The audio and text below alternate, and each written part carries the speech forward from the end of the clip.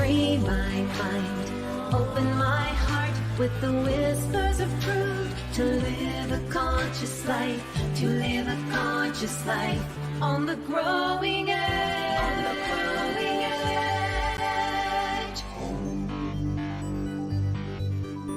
edge. And now, here's Allie. Hello and welcome. I am Allie Benjamin, and it is my great joy to be here every Monday for Growing Edge Live, conversations with soul-centered individuals that are channeling their time, their talent, their energy, their resources, their joy into doing good works in the world. And sharing the good news really lights me up. And I've had this lifelong quest to connect with individuals, to know about them and their lives and how they got to be and do the things they do. And so every week I have a conversation with, a chat with someone that is here on the growing edge, bringing their talents into form and making a better world for all of us. And so it's my great delight to do that. And we are sponsored by Satya, the thesatyacenter, and the vision and the mission is to inspire minds, heal hearts, transform lives, and evolve consciousness. So welcome. I'm glad you're here. And I'm really excited for today's show and my very special guest, Dorena. Before we get to that, I want to move into the Ask Allie segment. And today I have a question from Serena. And Serena says, Dear Allie, I have been setting goals for 2024 and envisioning the life I want to experience. I have such big dreams, but I doubt my ability to bring them to reality. I would appreciate your insights. Well, Serena, thanks for this. This is the perfect time of year to be goal setting, casting a vision, doing some visioning, and identifying the life that you want. And so this is the perfect time to get a question like this, because many people struggle with how to get their dreams and their visions and their goals going. And it's one thing to have an idea of these things, but then how do we put it into practice? So here we go. So I want to use the analogy of an apple seed. So within the apple seed is a blueprint for an apple. And within that seed is the blueprint for a tree. And so within the apples and the apple tree, there's the potential for an apple orchard. And there's the potential for those apples to feed and nourish so many people. So you can see sort of the seed to the apple, or seed to the tree, to the apple, to nourishing a lot of people.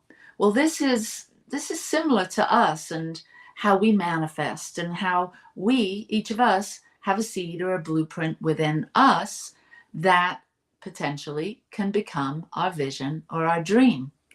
But we're a little bit different than an apple seed, an apple tree, and an apple, because in order for the apple or the orchard to come into manifestation, there needs to be particular outer situations, such as the soil, the environment, the water, the rain, the sun, and all of that. Those external things have to be just so in order for the apple to reach its potential, the orchard, or the nourishing of people.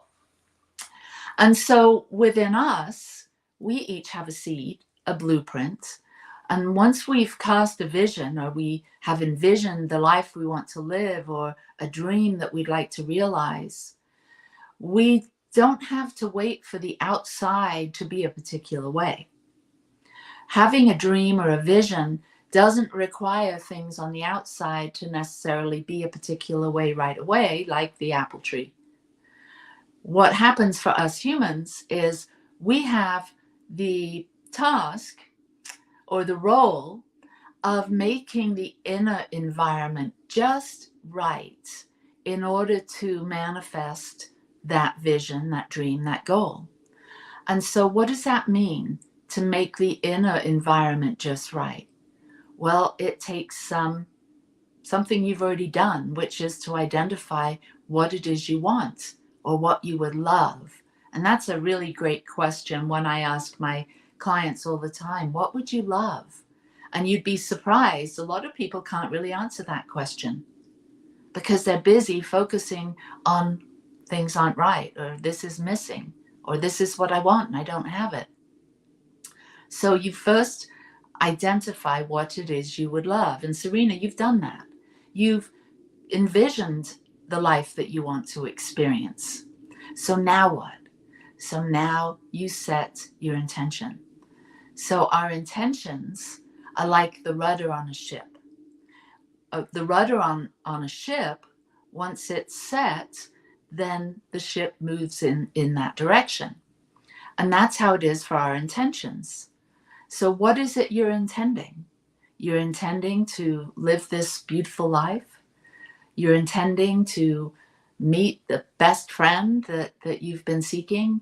You're intending to have a home that you feel comfortable in and safe and nourished by. What's your intention? And this is for all of the viewers. What's your intention? We set an intention, and then that makes the inner environment. It starts to create this vibration or frequency that the universe responds to. Now, how's that? How does the universe respond to something that's going on inside us? Well, it does, because we're all connected at the level of vibration, frequency, information, and energy. So as this point of creation, and it could be you or you or you or me, wherever we are a point of creation. We are causing things to become. And so we set our intention, and then the universe hears that. The universe is always listening. And the universe, through the law, has the habit, has the tendency to match that frequency by materializing. So we set an intention. I intend for more beauty. I intend to be positive. I intend to be joyful. I intend to be a good friend. I intend to take care of my animals, my pets. I intend to, you name it. You start to build up the energy and the vibration and the frequency of your intentions, your visions, your dreams. And so with that intention and with some attention, we start to build the energy and the frequency. And then there's something interesting that can sneak in, and it could be doubts and fears. And you actually referred to this, I believe. You doubt that you have what it takes to actually manifest this. So we get to inquire into those doubts and fears.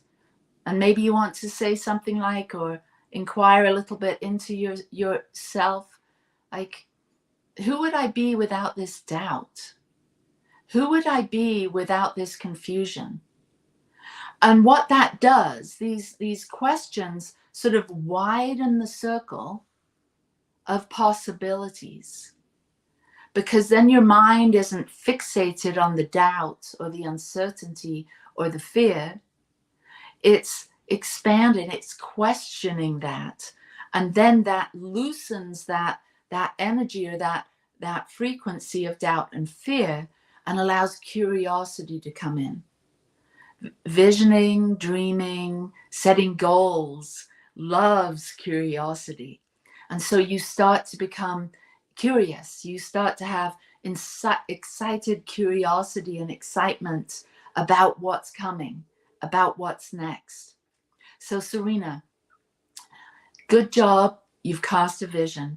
You have an idea of what it is you want to experience. And now you set the rudder. You set your intention.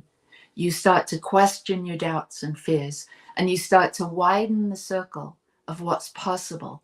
And then the universe responds in like. You'll see that things start to happen. You start to see things differently. Possibilities start to occur to you. Maybe you start to dream a bit more because your energy and your attention are directed in the way you want to go and what you want to experience. So I hope this has been helpful for you. Keep on holding that vision. Take it into your meditation.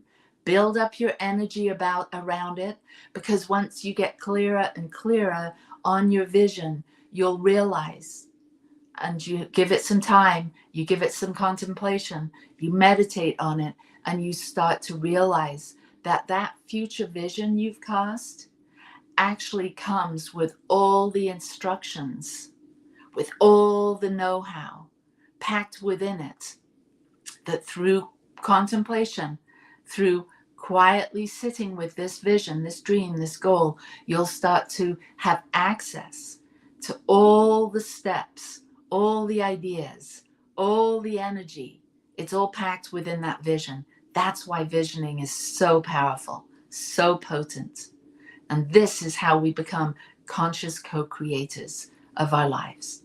So thanks, Serena. And if any of you have a question that you'd like us to address here on Growing Edge Live, send it to me at growingedgelive@gmail.com, and we'll get it on the show. So now we're moving into my very favorite part. It's a conversation with a soul-centered individual, and today it's Dorena Kohrs. And Dorena is a friend of mine. She's better known as the space doula. There she is. And she's spent nearly 2 decades exploring the fusion of feng shui, space clearing, and intuitive coaching to shift momentum in people's lives. She serves her clients by offering soulful practices to get unstuck and out of mediocrity by using their homes to unlock their limitless potential. Whether they're feeling unheard or tired of putting themselves last, Dorena helps them shift the energy within their homes, bringing alignment to themselves, their family, and their career. Her work has been featured in Better Homes and Garden, Yoga Journal, and on podcasts, including Hay House Radio and Unity Radio. She has spoken about how to use your home to shift the energy in your life on numerous conferences and stages. Dorena is a certified practitioner of interior alignment, a certified clutter clearing coach, that's a bit of a tongue twister, in the Lynn method, and a soul coaching practitioner. So welcome, Dorena, to Growing Edge Live. Thank you. Thank you for having me. Yeah, it is so, I've been looking forward to this show, having you on, since I worked with you last year. And I was struggling with some situations in my life. And a good friend of ours, a mutual friend, John Harold Moore, introduced us. And we worked together, and you helped me. You did the house whispering with me, and you helped me move my meditation room around. And that absolutely shifted things for me. The issue that I was having within my space and within my family and the people that I was living with and where I was living, everything's shifted. The people have changed. The house has changed. We actually moved. And I really attribute it a lot to the work that we did together in shifting some of the paintings that I had in my space, where my meditation chair was positioned in relationship to the directions and to the door and all kinds of things. But we'll get to all of that. But firstly, I want our viewers to get to know you. And I'd love you to share a little bit about, how did you get to be this feng shui person? Was it something that you always knew about? What was your spiritual path, and how did you get from, being a little one to now? It's a good question. And I'm going to put this out because I don't want to forget. I want to go back to Serena's question because as you were talking, I was like, yes, and I was getting very excited because the work that I do in people's homes so directly um, responds to her question. So like I'm Perfect. loving what you were saying, and I was like making notes about how to bring that into her house. So I want to go back to that. But to answer your question, I do feel like I was born to do this work. Um, Astrologically, if you look at for anybody who's into astrology, I have a Cancer Sun, Cancer Rising, Cancer Mercury. I have so much Cancerian um, energy, and home has always been such like an integral part of my life and so important. I've felt it so deeply. And as a child growing up, there was a lot of dysfunction in my home. My dad was an active alcoholic at the time, and there was a lot of friction between my parents. And I just wanted, like we all do, innately wanted to feel safe. And I spent a lot of time in my room. And I just, as a little one, I was probably at this time like 7 and 8, moving my furniture around. I mean, of course, lining up all my stuffed animals, but like wanting to feel safe in my space. And so I would move my furniture until it felt right. And that's one thing that I always tell my clients when we do make changes is like, what feels right to you? So that's where it started. And I veered off at one point and I ended up with a career in marketing. But there was always this looming, like, what I really want to do is work in people's houses. And I had the opportunity in my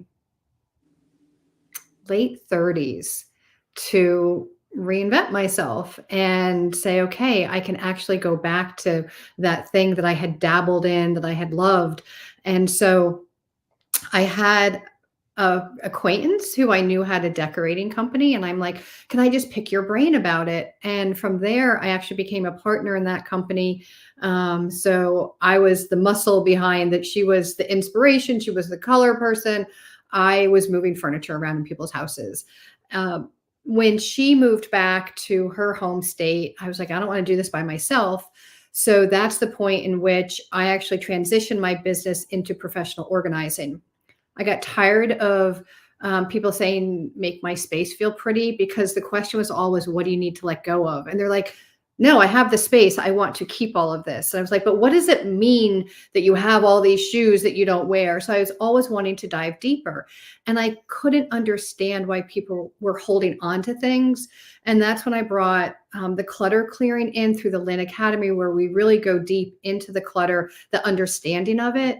And then when I brought the feng shui piece in and I went back, I actually studied it, a decade prior. When I went back into it, I was like, oh my gosh, this is the answer. When I bring the tools of feng shui into the picture, I can start seeing the subconscious.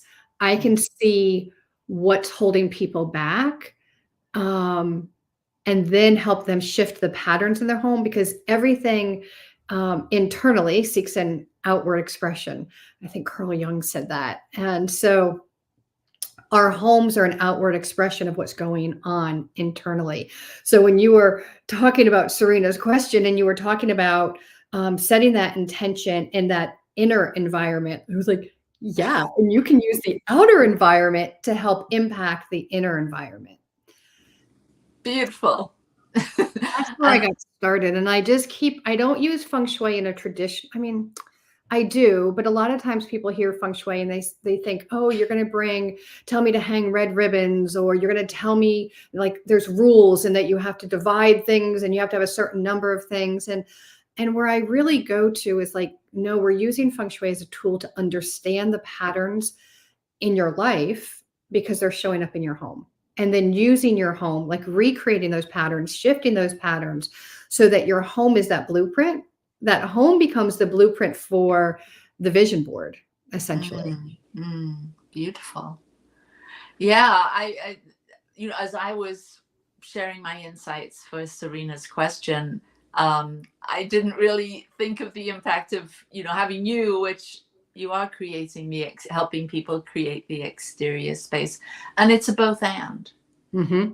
It's Absolutely. Definitely a both and. We can consciously create our our space, our living space, and we can consciously create that inner space too. Yeah, one of the things that, Serena had said is that she was doubting her ability to manifest. And so kind of two thoughts I had on that. One is like, what is your vision, right? What do you want to attract? What do you want to bring into your life? And then how can you put breadcrumbs to that in your home? So let's say the vision is like, I want to go live in Italy, right? Like I want to have this, you have this vision for this life. Well, bring Italian artwork in, bring things that remind you of Italy into your home now. Don't wait till then.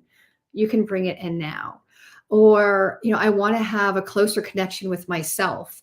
And I'll never forget a client I was working with. And that was one of hers. She's like, I don't know. I'm last. I'm always last in my family. And she had 3 boys and her husband who she lived with.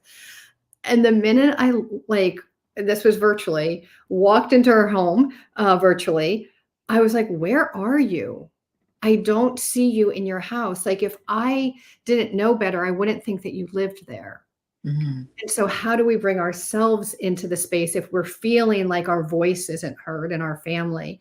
So that's how we can start. And then the doubt, right? Like if you have doubt about manifesting visions, how is doubt showing up in your home? And that could be belongings, right? That could be, I really want to get rid of this, but I might need it this day, and so we're doubting what, we don't like it, right? And when you said about like, what do you love?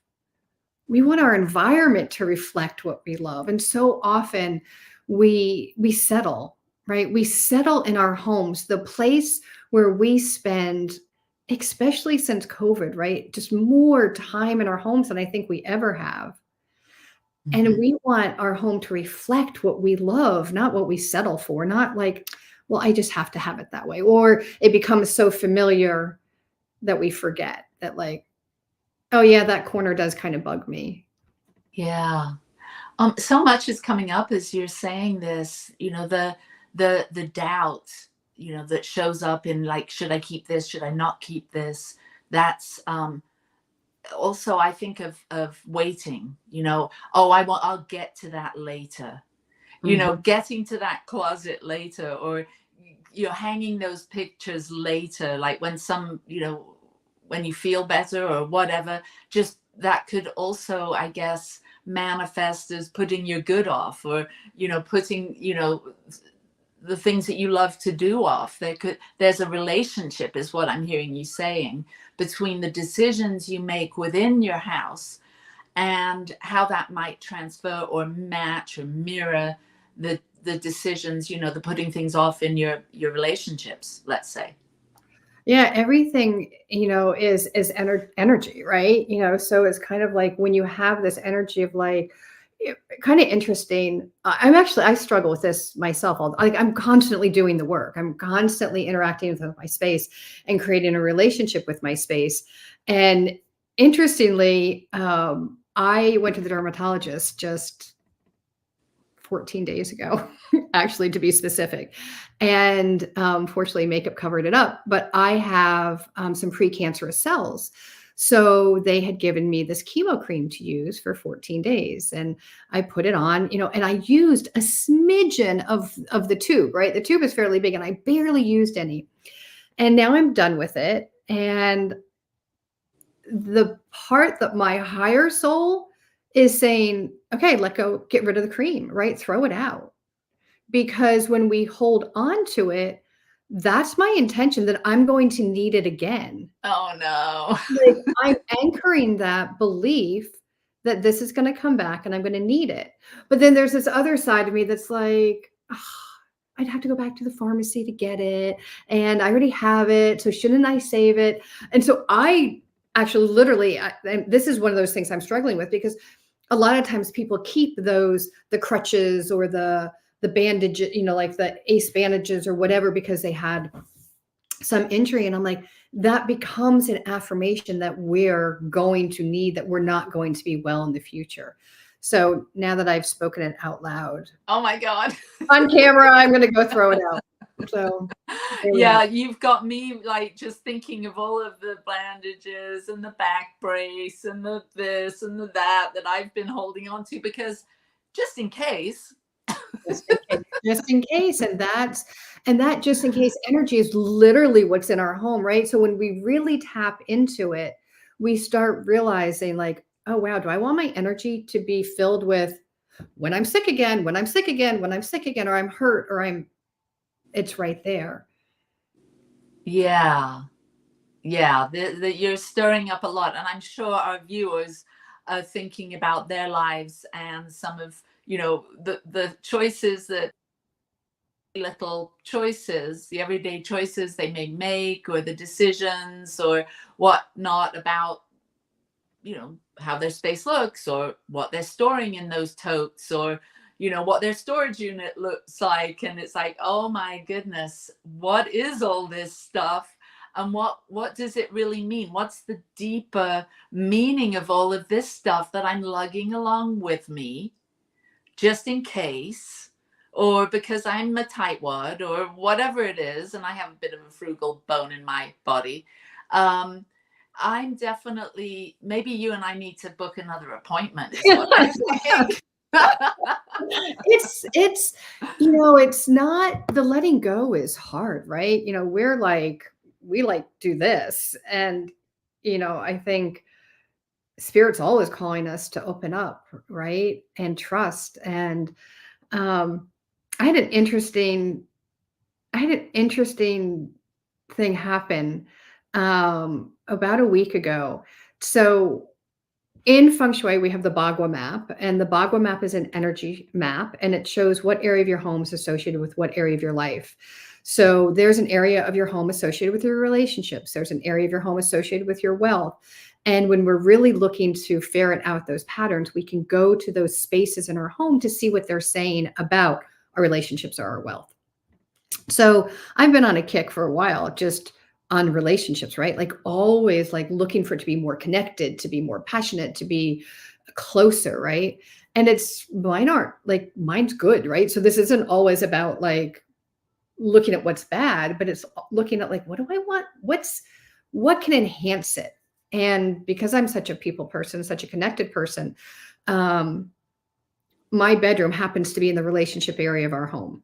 Not everybody's, but mine does. And you have a relationship area within that room. And I very intentionally put a box there, and I gave it to my husband the day we got married, and it's painted with different scenes of our relationship. So it has an artist painted it for me. So there's a picture of the restaurant where we first went for our first date, and a picture of the rose garden where we got married.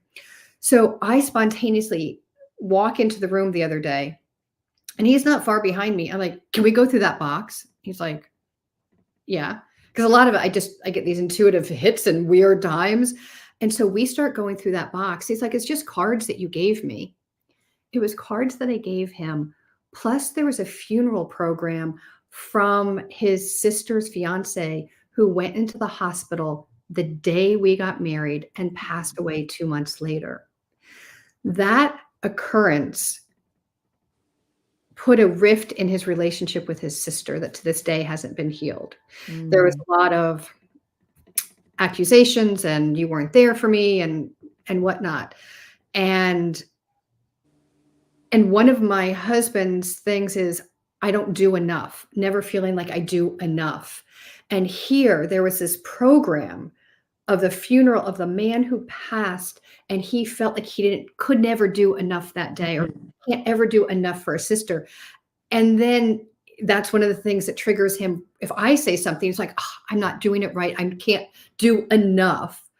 And so that's just a little example of how things show up in our space and how we can ferret that out. Because now I can be like, hey, look, this anchored your feelings of not doing enough.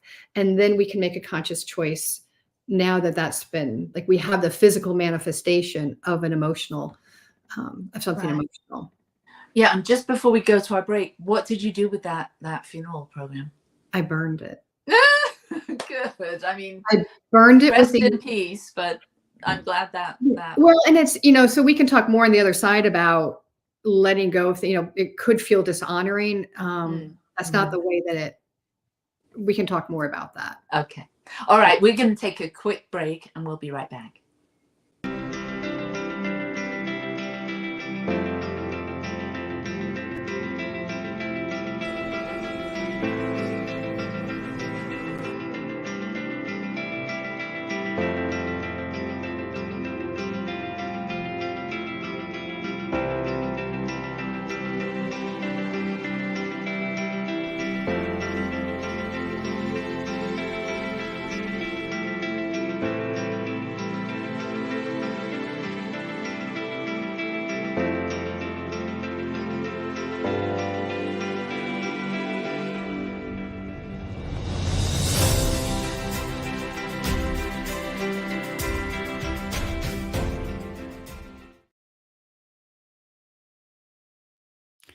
Well, hello there, everyone.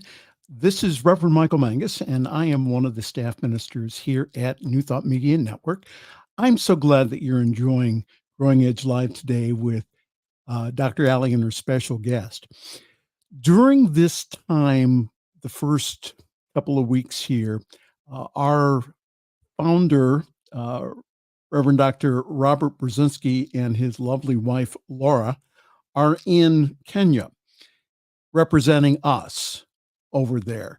And we're asking that everyone please to assist us here at our network to give a very special gift. Where else can you get wonderful programming like what Allie does with Dorena? Where else can you get prosperity teaching with Jim Webb? It's on this network, and that, yes, our hosts do donate some money every single month. However, that a majority of our money comes from Spirit, and also from Spirit nudging people's hearts to give. And so I'm asking you today, if you feel that nudge today, to partner with us to take this powerful message to the world. Again, go to ntmedia.org/donate. If you could give a very special gift at this time, this would really help us. Again, I played a portion of a conference that we went to, the Parliament of World Religions. That was made possible because of you. And that we have more conferences coming up this summer. And we need certain equipment for that. Please give a very special donation at this time. ntmedia.org/donate. How wonderful. And now back to Growing Edge Live here on the New Thought Media Network. Free my mind, open my heart with the whispers of truth. To live a conscious life, to live a conscious life on the growing edge. On the growing edge. And now, here's Allie. We're back. So we're picking up on feng shui a little bit through what you've been sharing, but for those individuals that don't know what it is, can you give us just kind of the elevator pitch or the quick explanation of feng shui? And then maybe we could get into some of the things that you've been sharing. I think you talked about the Bagua map, and I love the idea of a relationship part of the home that people could identify for themselves. So maybe you can, give some little a little gift to our viewers as to how they could improve their relationships and Yeah. some attention to that part of the house. Absolutely. Feng Shui it's the art, it's the science of creating balance in your home, of creating flow in your home. It's all about feeling good. And so from the school of Feng Shui, there are different schools of Feng Shui. From where I teach in the interior alignment, School of Instinctive Feng Shui, we have 2 rules. And the number 1 is if it feels good, it's good Feng Shui. Number 2, if it feels bad, it's bad Feng Shui. So we don't get tied up in all the rules. And really, when I look at it, there's a symbiotic relationship between us and our home. And so, like I was saying, that one informs the other. And we can use our home. There's two ways that I like to use our home. One is to identify, right? It's identifying the patterns that are keeping us stuck, or the patterns that we bump up against. And then the second thing is we use our home to support us. Like we were talking with Serena, we can use your home to support us in shifting the patterns into creating a new reality for ourselves. So that is really the essence of the work, is cultivating that relationship and using your home set so that there is good flow in your home, that there's positive energy in your home, and that it uplifts you. And it's that you look around, and I always want, like my mission when I think about it is that when you walk into your home, you feel embraced by your home. You feel the warmth, you feel the love. And then because when you're absorbing all of that, when you go out, that's what you're taking with you out into the world. So in my world, that makes the world a better place. Absolutely. So I'm sensing that maybe besides having an understanding of why one might want to explore feng shui for creating a more peace and harmony and flow, maybe the first step is clearing things out. Is that one of the main pieces? Yeah. From a feng shui perspective, clutter is, you do want to release clutter. I actually, I look at it, I designed what's called the hierarchy of the home. And if you're familiar with Maslow and his hierarchy of needs, it's a pyramid. And there are 5 steps in that pyramid. And so at the bottom of Maslow's hierarchy of needs is, the food, the shelter, and then you move up, there's a sense of belonging, and you move up, love. And then at the top of that pyramid is self-actualization. And the theory being is that to be feeling like, to have that sense of love or connectedness or belonging, or to self-actualize, that's really difficult if you don't have your basic needs met. So if you're worried about food and you're worried about a roof over your head, you're not going to worry about self-actualization. You're not going to worry about love. You're just going to be like, where is my next meal coming from? So when we translate that into the home, we look at that same model, and at the bottom is that clutter clearing. So what I hear a lot of people do, it's very trendy to say, I'm going to sage my house. Yes, that's a good thing. However, if your house is full of things that have negative energy, no amount of sage is going to clear, or it will clear for a moment, and then the clutter, the heaviness is really going to bring that back down. So the first place that I start out is, what do you need to let go of? In order to make space for something else, what do you first need to let go of? And the way that we define clutter is anything we don't love, need, or use. And it can be that simple, right? So that's the bottom row of the hierarchy is the decluttering. And once things are decluttered, then you clean, right? So you get rid of the things you don't love, and then you clean a space. And you don't have to tackle the entire house at once, right? I always say, look at what your time is and your bandwidth. And so let's say I am super busy. I don't have a lot of time. I'm responsible for a lot of other beings or things. Say okay, I'm just going to worry about the top of my desk or my desk drawer, right? And so I'm going to get rid of the things I don't love, need, or use. And then I'm going to clean. I'm going to dust it. I'm going to, open that drawer and clean it out. I'm going to, if it's a window, I'm going to clean the windows, because energy likes to stick to dust. So when we clean things, that's going to give us, a good surface to work from. And then from there we can organize. So then we can say, okay, now let's find a home for everything. Because when we have a home for everything, it's really easy when things come out to put them back in, right? That's just that ease and that flow. And then from there, I call it feng shui, but that 4th rung, or that 4th part of the pyramid, is the feng shui where people think of the more traditional and okay, what color should I bring into the space? What element should I bring into the space? What shape? That's what we can look at. We can start looking at what to add before now that we have everything else cleaned and organized, and then the very top is the space clearing. And that's when we're energetically clearing the air with the Palo Santo or sound. Beautiful. So you talked about this beautiful, example of how you and your husband cleared some energy associated with his sister. Mhm. And do you have other examples of this within relationships?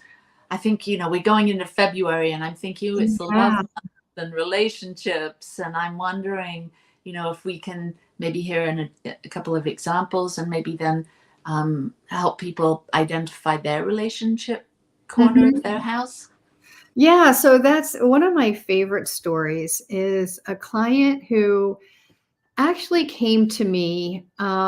It was a lot of times, and I think you probably can relate in your own work, is that what somebody says they need isn't necessarily the place where you start. And she said, it's wealth. Like, I just need to get my finances back in order. And I was like, okay, so this person, I do virtual consultations. I also do in person. And this one happened to be in person. So when I got there, we went to the wealth area of her home. And so the way that we oriented the Spagua map that I referenced, and again, it's going to tell you where your wealth area, where your relationship area, and there's 7 other areas.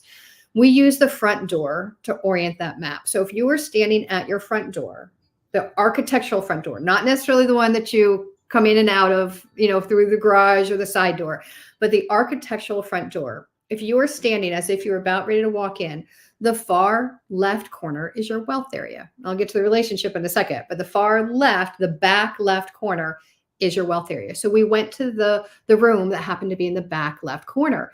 And she had recently got married, and her wife had come and moved all of her things that she didn't really use, but didn't want to let go of. And she put them back in this wealth area, in this spare bedroom. And she said, what am I going to do? Because I can't throw out her stuff. She doesn't want to deal with it. And I hear this like power struggle in the conversation. So you can't throw out somebody else's stuff, even though we sometimes want to. Not good policy to be throwing other people's stuff out. So I was like, all right, there's not a lot we can do in this space. But I started hearing this this friction between the two of them in the conversation. So I said, okay, let's go look at the relationship area of the home, because what's going to help clear this room is better communication between these two. So we go to the relationship area. So that area is in the back right corner of your home. So again, if you were standing at your front door, envision about ready to walk through your front door, all the way to the back to the right, that area, that if you put a tic-tac-toe board over your home, if you imagine that, and that tic-tac-toe board is dividing your home into 9 relatively equal, not exact, equal boxes, or we call them guas in feng shui, that back right corner is the relationship area, the back right gua. So I go in there. There's one giant, on her wall, one giant metal star, those kind of like decorative stars, and one small star. All of a sudden, that's where I see that inequality. So if you want more connectedness as we're approaching Valentine's Day, look in that area, that relationship corner of your home, and say to yourself, if this was representative of my relationship, what would it say? If this space, if I had to use an adjective to describe this space, what would it be? Because that is a metaphor for your relationships, your intimate one-on-one relationships. Okay, I have a couple things to say. Well, first of all, wait, can I tell you the end of the story real fast? Oh, yeah. Tell me what happens to the two. Because this is interesting, right? So you want to say, okay, remove those and put something equal, right? Balanced, similar sizes. They don't have to be exact, but similar sizes. But then, in order to be in relationship with yourself, or gave it away, in order to be in relationship with somebody else, you need to be in relationship with yourself. So there's another area which is called inner knowledge. And so I'm like, oh, let's go look at this space, because I want to see, it's the inner knowledge is our self-awareness, our personal development, like know thyself is what I think of in that space. When we went in there, on her side of the bed was a painting. And a lot of times I'll get intuitive hits and I'll just be like, it's kind of like that Sesame Street, like one of these things doesn't belong together. And I was like, tell me about this painting. And she said, oh, my ex painted that. So then begs the question, what did you have in that relationship that you don't have in this relationship? What do you feel is missing that you brought this other person's energy back into your space? And then I'm going to fast forward. I got the email that that room got cleared out. That relationship room got cleared out. And the marriage was on much, much steadier ground. So now you're well, I got millions of questions. Where's the inner knowledge place? When you walk it, so it's the diagonal opposite of the relationship. So when you walk into your home, it's in that front left corner. It actually may be your door. If your door is on the left-hand side of your home, that it would be the inner knowledge. So interestingly, when we think about feng shui and we think about balance, you've got the inner knowledge on one corner, you've got the relationship on the other. So you want to balance, right? Like too much, if you're too much energy in the inner knowledge and not enough energy in the relationship, it's going to feel very lonely, very independent, like overly. If you have too much energy in the relationship area and not enough energy in the inner knowledge area, you could tend to codependency. Okay. All right. And so currently we're living in a 3-story house. And so I'm looking at, when you're saying go into the front door and look at these particular areas, I'm staying downstairs. Or should I be upstairs? So that's something so when I went in and I'm just staying on the first floor, I went into the money corner, and that's in the garage, and there's a snow shovel. And so I'm thinking, as it relates to money, I'm just going to have to shovel so much money around because it's all flowing into my life. So that's my positive spin on my snow shovel. And then on the other corner in the relationship is totes of adventure gear, like snowshoes and camping and all those kinds of things. So I'm like, thumbs up. I'm thinking those are 2 good things to have in those corners. And that begs, comes this question, like, you said if it feels good, it feels good, or if it doesn't, it doesn't. So when I spin it in those ways, as long as I have a positive connection with those things, does that work? It does, as long as you really believe that, right? Okay. As long as it's not like there's this little seed of doubt that's like, but if you truly, it goes back to Serena's question and what you so beautifully told her about setting the intention, because 99% of the work that I do with people, it's about the intention, right? Where we make the intention, where we set the intention, that's where the energy goes. So if you truly think of that, if every time you look at that adventure gear and you're like, that's what I love to do with my husband, like, oh my gosh, this is like the heart of our relationship, what we love to do. Yeah, it's perfect. On the other hand, if he looked at it and was like, I get hurt every time we go and do something, right? Well, you could have a different. Yeah. Well, just to clarify that, and I think you know this because I worked with your group some time ago, helping to lead them through a process of creating their soul statement. And my husband and I did this about 9 years ago. We created a statement, a soul purpose statement together. And it goes like this: together with our hearts wide open on our joyful adventure, _adventure, inspired, elevated, and grateful. And so I just find it like super delightful to know that adventure gear is in that relationship corner, because our journey together is about, exploring an adventure and our hearts wide open together. I love that. And so you can even take it a step further. our heart's wide open, you can look at the heart of your home, which is the center of your home, and that's mind, body, spirit, and ask yourself, does this space feel open? Or how can I create more openness in this space? Because what if that space was a closet and it was so jam packed and you had to like shove it to close it? It's like, oh, maybe could be some more spaciousness in there. Wow, I'm like falling in love with my house as we speak, because we just moved into this place in September, and right at the center, not on the first floor, not on the top floor, but on the center floor, right in the middle of the structure, there's just open space. It's between the kitchen and the dining room and the living room and the bedrooms. And so it's just an absolute clear space where if my grandkids are here, they're running around, they're dancing, they're doing their, my one daughter's granddaughter is a gymnast. And so she's got her mat out and she's doing her, tumbling and stuff. So I think I like that open space. I think that sounds perfect. Yeah. So can you share some other stories of because I'm sure some people come to you when things aren't going so well.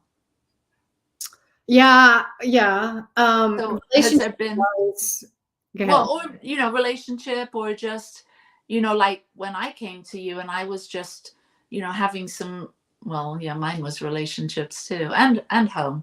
But can you give us sort of a couple of examples maybe of how people, what happens for people when they work with you, when they realize the things that you share with them that are to do with their inner landscape and their home environment?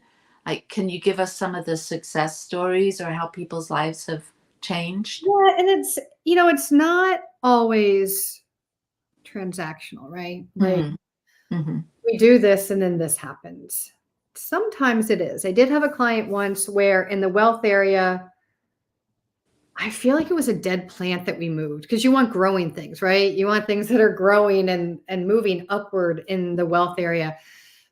And I feel like it was a dead plant that she moved, and literally the next day called me and said, I just got an insurance check for my business that I had written off. I didn't think I was getting. So sometimes it can be like that. But more often than not, we're really starting to use our homes to support us so that we feel good.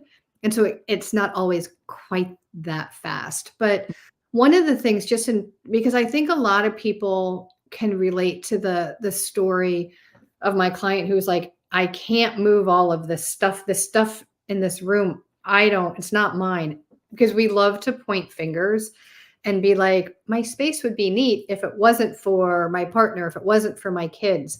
And one of the things I always say is like, when you point the finger, you've got three pointing back at you, right? So it's do your work relentlessly, do it unapologetically. And it's looking at, like, it could be that one piece of paper for you, even though their clutter seems like it's everywhere. Your clutter could be just as impactful, make just as big of an impression, but it's smaller. So I always tell people to focus on what you can control. And I had a client who she was like, there was this chair and it was sitting in front of a door, and we want doors to be able to open, right? Like, you don't want the energy to be blocked so that it can't get through a door. And she's like, there is no way, no how, never is my husband going to get, she's like, I don't like the chair. There's no way he's going to agree to getting rid of that chair. I was like, okay, do your work. And literally, this one didn't take long at all. She called back. She's like, you're never going to believe it. He got rid of the chair. So there is this, when we start focusing on because we're shifting energy, right? Like, we are moving the energy, and they feel that, they in the house, right? And so they will be impacted. And people are like, no, they're never going to do it. I'm like, all right, let's just see. So it does happen. It's very contagious, I guess is the word I'm looking for. I'll tell you I'm going to try to condense this. You're familiar with, and I'm going to use my own example. I'm going to tell you the end. I'm going to tell you I'm spoiler alert. I'm going to tell you the end of the story. For my entire life, and I'm not exaggerating, and with all that Cancerian energy, you can imagine that's just supernatural. I have been caretaking everybody else's emotions. I have been holding and felt responsible for everybody else's emotions, particularly as a child, well, where I learned it as a child. And when my dad was volatile and I wanted to be safe, I make everybody happy, because if everybody's happy, we're going to ratchet down the drama, the anger. So that has been a pattern.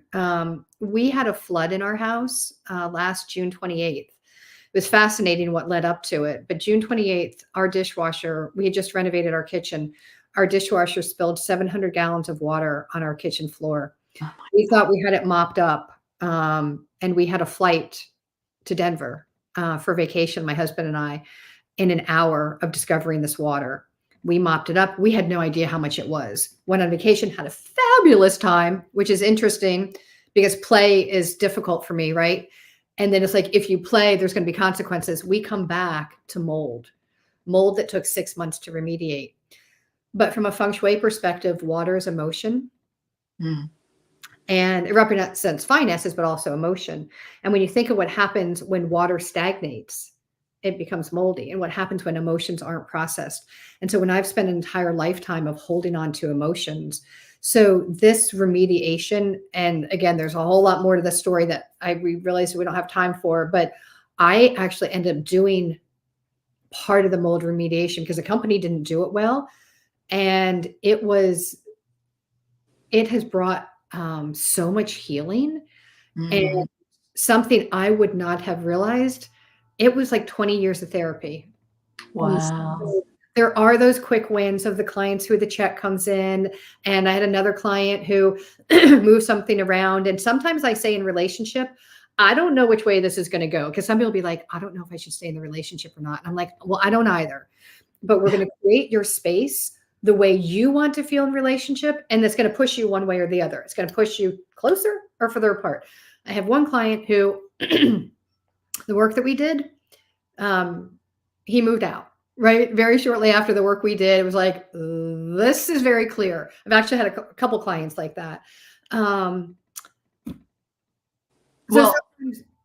like that. And then, but this for me was this deeper, like soul level work. And that's the depth to which this can go. It can be easy breezy. We just got more money. A partner walked into our life, or it could be those deep patterns that need to shift. Well, I could talk to you all day about this, and we're right at the end of our time together. And maybe we'll have to have you back on to go a little deeper into this. Thank you, Dorena, so much for being on the show. And thank you, everyone, for watching. Thank you to our producer, Michael, and to New Thought Media Network. And next week, we are going to be back with Charles Geddes from Mind Your Own Becoming. And peace and blessings to you where you are. Lots of love. Bye-bye. Free my mind, open my heart with the whispers of truth. To live a conscious life, to live a conscious life on the growing edge. On the growing edge.